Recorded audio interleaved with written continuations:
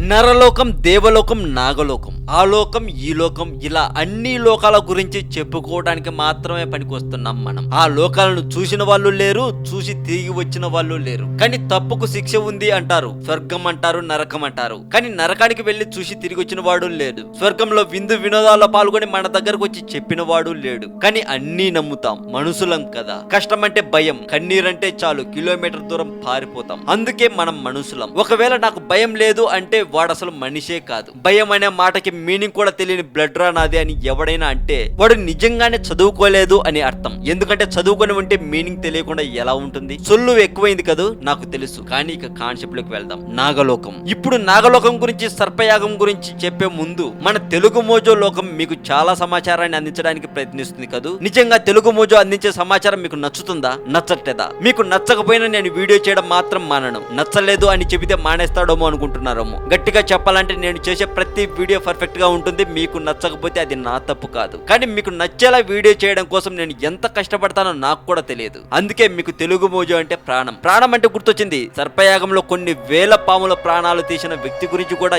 ఈ వీడియోలో మీకు చెబుతాను. ఇక ఆలస్యం ఎందుకు, కళ్ళల్లో ఇయర్ ఫోన్స్ పెట్టుకొని చెవులు ఆర్పకుండా చూడండి. సరే చెవుల్లో ఇయర్ ఫోన్స్ పెట్టుకొని కళ్ళు ఆర్పకుండా చూడండి. ఏది ఏమైనా వీడియో చూశాక నా మీద మీ కోపాన్ని, ద్వేషాన్ని, ప్రేమను ఏది అనిపిస్తే అది కామెంట్ లో పెట్టడం మాత్రం మర్చిపోకండి. కోపంలో కూడా ప్రేమ ఉంటుంది అని నేను నమ్ముతాను అని మీరు నమ్మకండి. నమ్మినా నా నమ్మకాన్ని వమ్ము చేయకండి. ఇక ఆలస్యం ఎందుకు, టాపిక్ లోకి వెళ్దాం. నాగలోకం. నాగలోకం అనేది ఒకటి ఉందా? ఉంటే ఎలా ఉంటుంది? నాగలోకం గురించి మన పురాణాల్లో కూడా ప్రత్యేకంగా ఉంటుంది. శేషునాగు, వాసుకి అనే రెండు పెద్ద సర్పాలు నాగలోకంలో ఉంటాయి. క్షీరసాగర మదనంలో ఉపయోగపడిన వాసుకి అనే సర్పం ఇప్పటికీ బ్రతికే ఉంది అంటారు. నాగలోకానికి సంబంధించినవి అన్ని కట్టుకథలు అని కొందరంటారు, ఇవన్నీ నిజాలే అని ఇంకొందరంటారు. నాగలోకం ఇక్కడే ఉంది అంటూ ఉత్తరాఖండ్ లోని ఒక జిల్లాని చూపిస్తున్నారు. ఇక్కడి నుండి 80 కిలోమీటర్ల దూరంలో పాతాళ భువనేశ్వర్ అనే గుహలు ఉన్నాయంటూ, ఈ గుహల్లో నాగలోకపు మిస్టరీ దాగి ఉంది అంటున్నారు. ఈ గుహలోని వాసుకి సర్పం యొక్క జాడలు కనిపిస్తున్నాయట. కానీ ఇందులోకి వెళ్లడం అంత తేలిక కాదు. ఉపరితలం నుండి 90 అడుగుల లోతుకు వెళ్ళాక ఒక గుహ ఉంటుంది.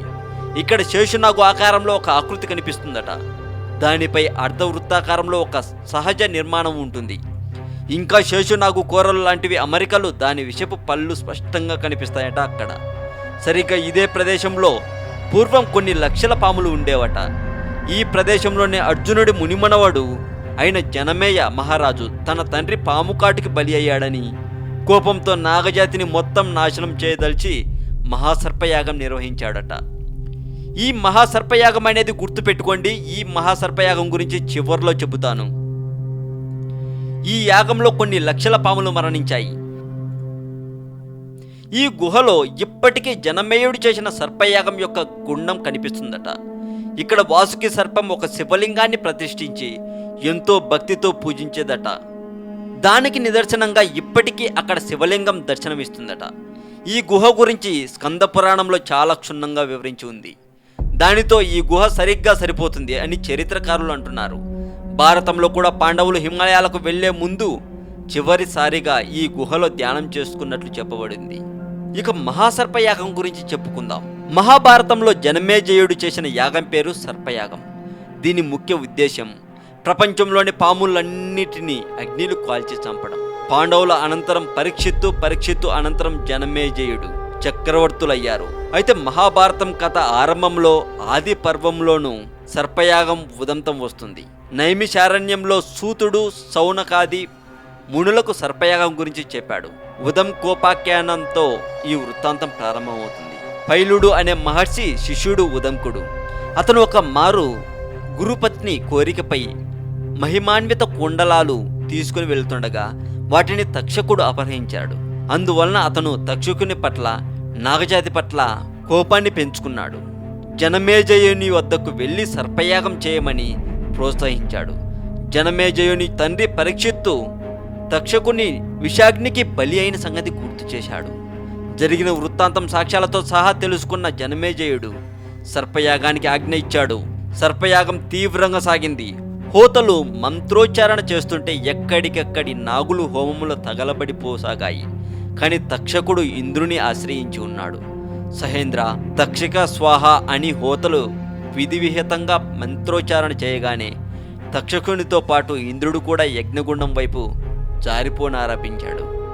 వాసుకి సోదరి జరత్కారు ఆమె భర్త జరత్కారుడు వారికి ఆస్తికుడనే బిడ్డ నాగజాతి రక్షణార్థం కారణ జన్మునై జన్మించాడు. సరిగా తక్షకుడు మంటలలో పడబోయే సమయానికి ఆస్తికుడు అక్కడికి వెళ్ళి జనమేజయుని మెప్పించి తక్షణమే యాగాన్ని నిలుపు చేయమని కోరాడు. సత్యదీక్షాపరుడైన జనమేజయుడు యాగాన్ని ఆపించేశాడు. అలా మహాసర్పయాగం ఆగింది. అయితే ఈ మహాసర్పయాగం జరిగిన చోటే ఉత్తరాఖండ్లో ఉంది అంటున్నారు. ఆ నాగలోకంలోకి వెళ్ళడం కష్టమే, కానీ తెలుగు మోజోను సబ్స్క్రైబ్ చేయడం పెద్ద కష్టమేం కాదు కదా. సో తెలుగు మోజోను సబ్స్క్రైబ్ చేయండి, పక్కనే ఉన్న బెల్ సింబల్ని యాక్టివేట్ చేసుకోండి. ఇలాంటి మరింత సమాచారాన్ని తెలుసుకోండి. నా మీద కోపమున్నా, ద్వేషమున్నా, ప్రేమున్నా, మీకు ఎలాంటి ఫీలింగ్ ఉన్నా మొహమాటం లేకుండా కామెంట్లో చెప్పండి. నేను అందిస్తున్న సమాచారం విషయంలో మీకు ఏమైనా డౌట్స్ ఉంటే మా మెయిల్ ఐడికి మెయిల్ చేయవచ్చు. మా మెయిల్ ఐడి telugumojo1@gmail.com.